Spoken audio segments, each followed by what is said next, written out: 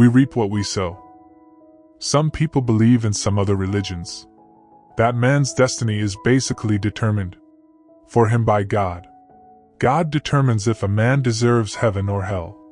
He may even decide each man's earthly destiny. Some other people believe in fatalism, that each of us has a fate which we cannot change and about which we can do nothing. They believe that whatever will be will be. In this philosophy, the agent that determines destiny is not a god, but rather a mysterious impersonal power called fate which transcends our understanding. Still, some other people believe the exact opposite. They believe in indeterminism. Everything happens by accident. They believe that if man is lucky, he will achieve happiness or success. If he is unlucky, he will suffer or fail. But whatever he receives not through any process of determination, but by accident, by sheer coincidence. As in Christianity, the Christian worships God and prays to Him in order to obtain forgiveness from the results his evil actions hold out for him. Buddhism differs from Christianity in that it sees the root cause of all evil in ignorance and not in sin, in an act of intellectual misapprehension and not in an act of volition and rebellion. As a practical definition of ignorance, we are offered the four perverted views, which make us seek for permanence in what is inherently impermanent, ease in what is inseparable from suffering, selfhood in what is not linked to any self, and delight in what is essentially repulsive and disgusting. According to the karma law in Buddhism, the present is a shadow of the past, the future a shadow of the present. Hence our action in the present is most important, for what we do in the present determines the course of our future development. For this reason, Buddhist practitioners should always apply their minds to the present so that they may advance on the way. According to the Buddhist doctrine of rebirth, the causal relation between action and its results holds not only with regard to the present life but also with regard to past and future lives. This universal law of cause and effect is non-negotiable. Just as we cannot run away from our own shadows, so we cannot run away from the results of our actions. They will pursue us no matter where we hide. Besides, the Buddha also taught that negative or unwholesome mind creates negative or unwholesome thoughts, anger, hatred, harmful thoughts, wrong views, speech, lying, harsh speech, double-tongued, as well as deeds which are the causes of our sufferings, confusion and misery. Unwholesome or negative mind will destroy our inner peace and tranquility. Catholicism contradicts itself with the words in the Bible, "Ye shall reap what ye shall sow," and the theory of forgiveness through the grace of Christ or God. The sentence, "Reap what you sow," is precisely in accordance with the natural law of karma, while the grace of forgiveness completely denies this law. But in Buddhism, no one can forgive a person for his transgression. If he commits an evil deed, he has to reap the bad consequences. For all is governed by universal law, and not by any arbitrary creator. According to Buddhism, the pain or pleasure resulting in this life, from the practices or causes and retributions of a previous life. Therefore, ancient virtues said, if we wish to know what our lives were like in the past, just look at the retributions we are experiencing currently in this life. If we wish to know what retributions will happen to us in the future, just look and examine the actions we have created or are creating in this life. If we understand clearly this theory, then in our daily activities, sincere Buddhists are able to avoid unwholesome deeds and practice wholesome deeds. Every action which is a cause will have a result or an effect. Likewise, every resultant action has its cause. The law of cause and effect is a fundamental concept within Buddhism governing all situation. Buddhists believe in a just rationale of karma that operates automatically and speak in terms of cause and effect instead of rewards and punishments. Every action which is a cause will have a result or an effect. Likewise, every resultant action has its cause The law of cause and effect is a fundamental concept within Buddhism governing all situation. Buddhists believe in a just rationale of karma that operates automatically and speak in terms of cause and effect instead of rewards and punishments. It's a fundamental principle for all living beings and all things that if one sows good deeds, he will surely reap a good harvest. If he sows bad deeds, he must inevitably reap a bad harvest. Though the results may appear quickly or slowly, everyone will be sure to receive the results that accord with their actions. Anyone who has deeply understood this principle will never do evil. According to Buddhism, every action which is a cause will have a result or an effect. Likewise, every resultant action or effect has its cause. The law of cause and effect is a fundamental concept within Buddhism governing all situations. The moral causation in Buddhism means that a deed, good or bad, or indifferent, brings its own result on the doer. Good people are happy and bad ones unhappy. But in most cases, happiness is understood, not in its moral or spiritual sense, but in the sense of material prosperity, social position, or political influence. For instance, kingship is considered the reward of one's having faithfully practiced the 10 deeds of goodness. If one meets a tragic death, he is thought to have committed something bad in his past lives, even when he might have spent a blameless life in the present one. Causality is a natural law, mentioning the relationship between cause and effect. All things come into being not without cause, since if there is no cause, there is no effect, and vice versa. As so shall you reap. Cause and effect never conflict with each other. In other words, cause and effect are always consistent with each other. If we want to have beans, we must sow bean seeds. If we want to have oranges, we must sow orange seeds. If wild weeds are planted, then it's unreasonable for one to hope to harvest edible fruits. One cause cannot have any effect. To produce an effect, it is necessary to have some specific conditions. For instance, a grain of rice cannot produce a rice plant without the presence of sunlight, soil, water, and care. In the cause there is the effect. In the effect there is the cause. From the current cause, we can see the future effect. And from the present effect, we discern the past cause. The development process from cause to effect is sometimes quick, sometimes slow. Sometimes cause and effect are simultaneous, like that of beating a drum and hearing its sound. Sometimes cause and effect are 3 or 4 months away, like that of the grain of rice.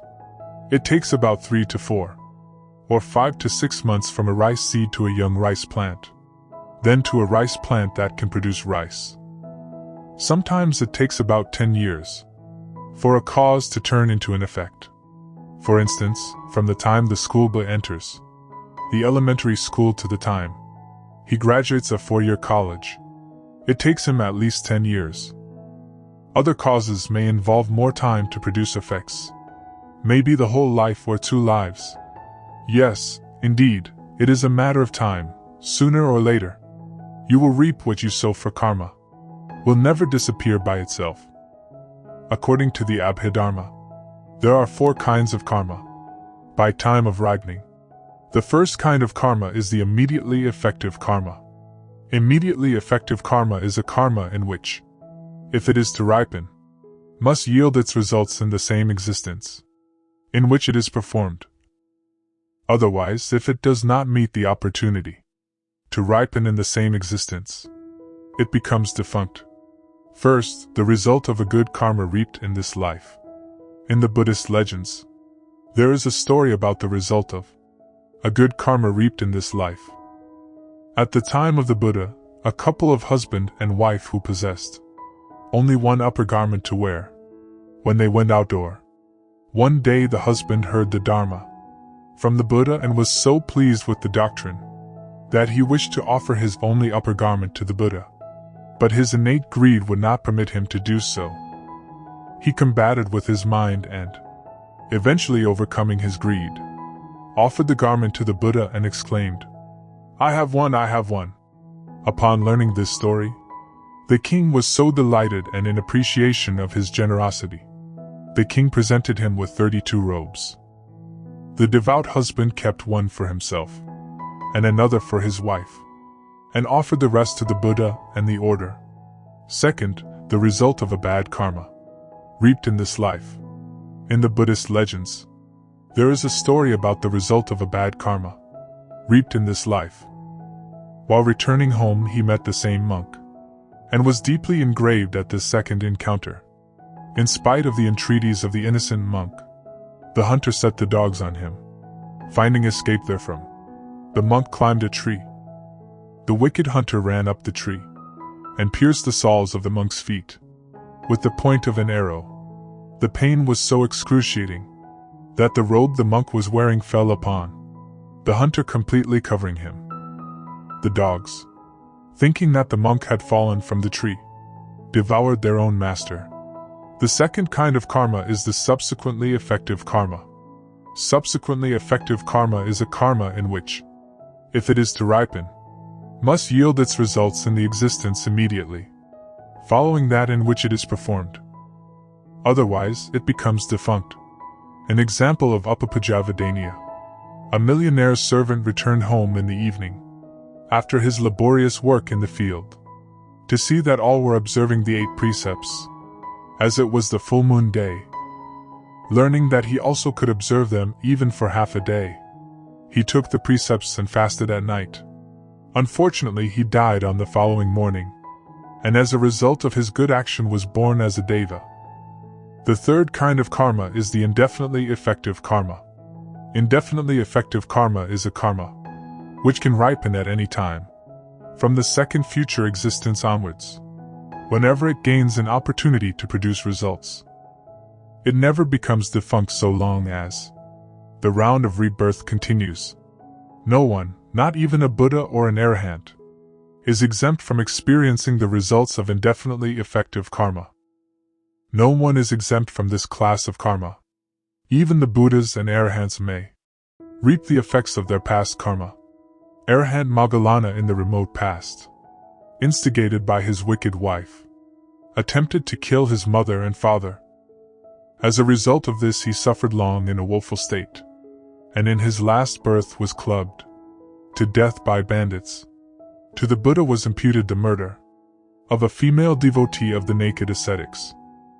This was the result of his having insulted a Paksika Buddha in one of his previous kalpa. The Buddha's foot was slightly injured when Devatava made a feudal to kill him. This was due to his killing a stepbrother of his previous birth with the object of appropriating his property. The fourth kind of karma is the defunct karma.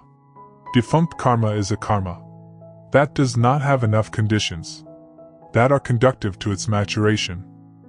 The term ahosi in Pali does not designate a special class of karma, but applies to karma that was due to ripen in either the present existence or the next existence, but did not meet conditions conducive to its maturation.